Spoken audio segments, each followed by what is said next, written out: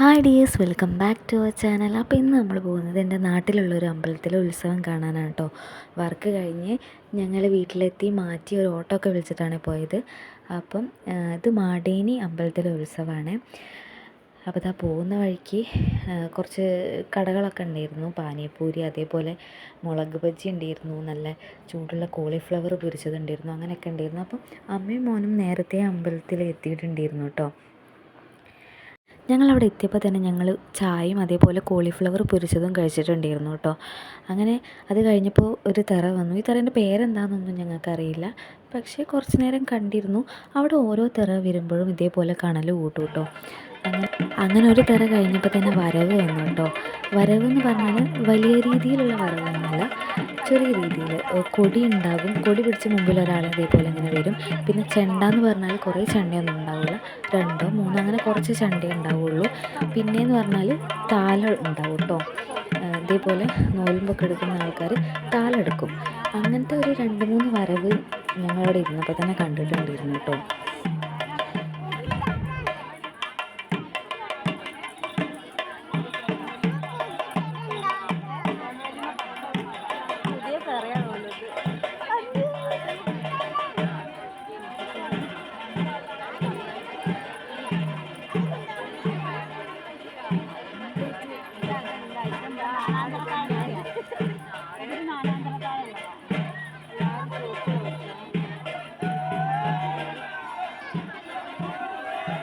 അത് കഴിഞ്ഞ് അടുത്ത തെറേൻ്റെ സ്റ്റാർട്ടിങ്ങിന് ഇതേപോലെ കോമരങ്ങൾ കണൽ തട്ടും കേട്ടോ. അവർക്ക് ഇതേപോലെ കോമര ഇളകിയിട്ട് അവർ കണൽ തട്ടും, ആ തെറേനെ സ്വീകരിക്കും. അങ്ങനെയൊക്കെയാണ് കേട്ടോ. ഞങ്ങളെ നാട്ടിലുള്ള അമ്പലത്തിലുള്ള ഉത്സവങ്ങൾ കണ്ടിട്ടുള്ള പരിചയം എനിക്കുള്ളൂ. അപ്പോൾ ഇത് അടുത്ത തെറ വരുന്നതിൻ്റെ സ്റ്റാർട്ടിങ്ങാണ് കേട്ടോ ഇതേപോലെ.